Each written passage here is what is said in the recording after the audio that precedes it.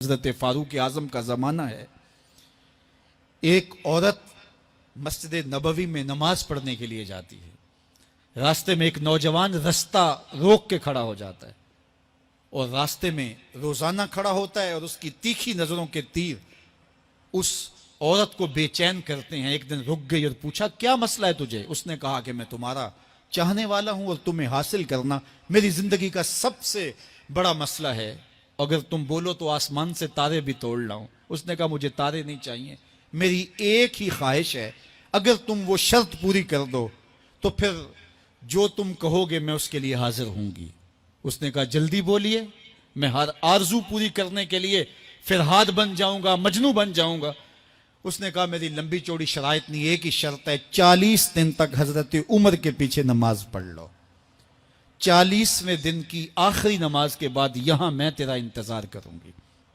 اس نے کہا کہ یہ کون سا مشکل کام ہے. 40 دن تک حضرت عمر کے پیچھے نمازیں چلتی رہیں. عمر کی قرات کا سوز دل بدلتا رہا. 40 دن کے بعد آخری نماز جب ہوئی تو وہ نوجوان لڑکی راستے میں کھڑی تھی اور یہ نظریں جھکا کے گزرنے لگا. تو اس نے آواز دے کے کہا حسب وعدہ تیرے لیے حاضر ہوں. اس نے کہا خیر سے کھڑی رہو، عمر نے دل کا تعلق رب سے جوڑ دیا ہے.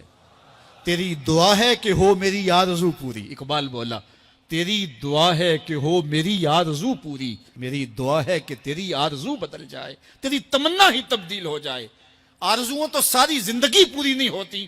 کاش ہے کوئی زندگی کا رخ ہی پھیر دے، کوئی زندگی کی سمت ہی تبدیل کر دے.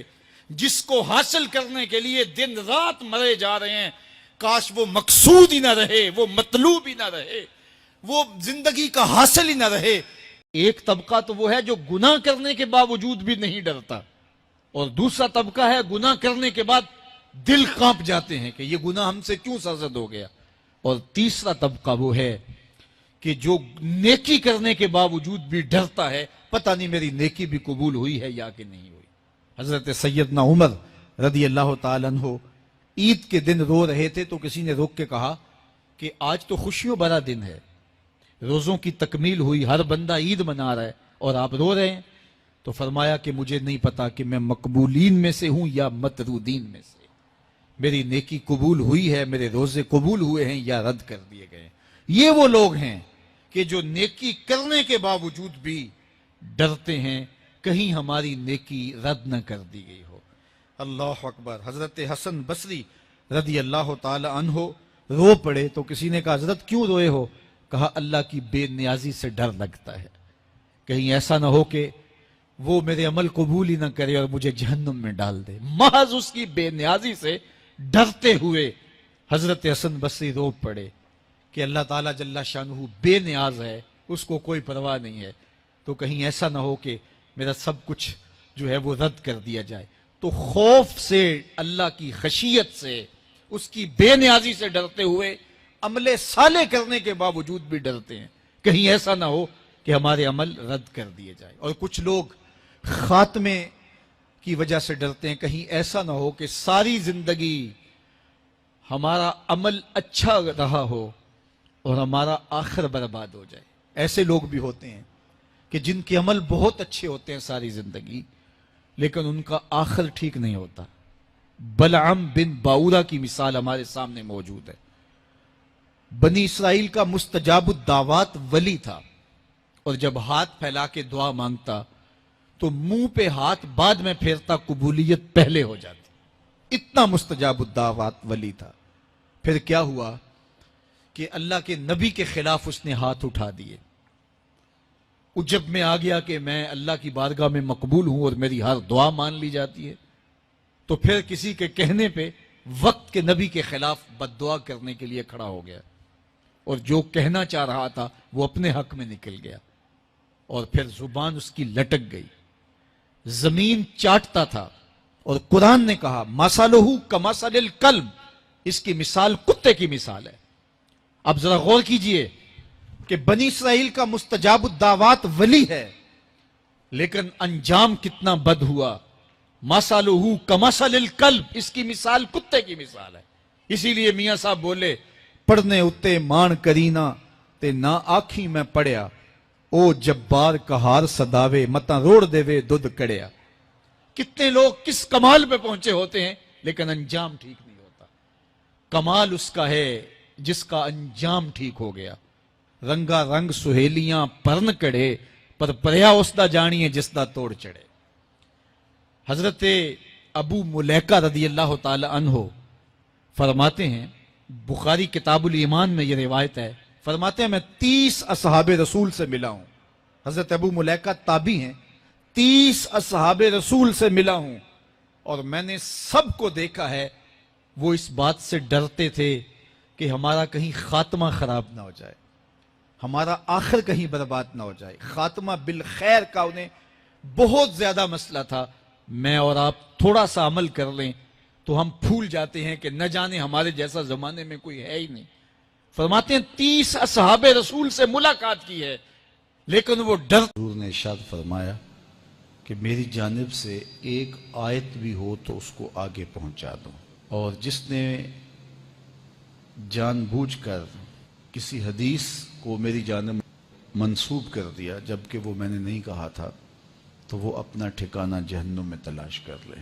آج کل سوشل میڈیا کے دور میں جو بھی آگے اس کو بڑھا دیتے ہیں کہ یہ حدیث رسول ہے، بہت ساری ایسی چیزیں ہوتی ہیں جن کا حضور کے فرمان سے کوئی تعلق نہیں ہوتا ہے. چیز اچھی ہے تو اس کو حضور سے منسوب کر کے آگے کیوں بڑھایا جائے اگر وہ حضور کا فرمان نہیں ہے. مختلف بزرگوں کے اقوال کو حضور علیہ السلام کے ساتھ منسوب کر دیا جاتا ہے تو دیکھنا چاہیے کہ حضور علیہ السلام کا فرمان کیا ہے. ظاہر ہے علم کسی صاحب علم کے پاس بیٹھ کے ہی سیکھا جا سکتا ہے، جو متقی ہو، پرہیزگار ہو، دیانت کے ساتھ بیان کرنے کا مزاج رکھتا ہو تو اس سے ہی دین حاصل کرنا چاہیے. ہر ایک شخص سے تو ہمیں دین حاصل کرنے سے منع کیا گیا ہے. کہا یہ دین ہے، اس کو ایسے ہی جس سے چاہو حاصل نہ کر لو. اس کے لیے بھی ہمیں معیار دیا گیا ہے. اور بعض لوگ سوشل میڈیا کو اتنا معتبر سمجھ بیٹھے کہ وہاں جو ملے، حالانکہ وہ بھی انسانوں نے ڈالا ہوا ہے اور لوگوں نے اپنے اپنے عقیدوں، اپنی اپنی خواہشات کے مطابق وہاں جو بھی ڈال دیا تو اس کو ہم نے کہا کہ یہ جو ہے وہ درست ہے، جبکہ زیادہ تر چیزیں وہاں درست نہیں بھی ہوتی.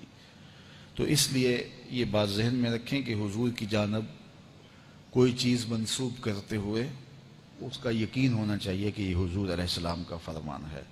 رسول کریم صلی اللہ علیہ وآلہ وسلم نے ارشاد فرمایا، جس شخص کی اللہ بھلائی کا ارادہ کر لیتا ہے اسے دین کا فہم عطا کر دیتا ہے، دین کی سمجھ نصیب کر دیتا ہے.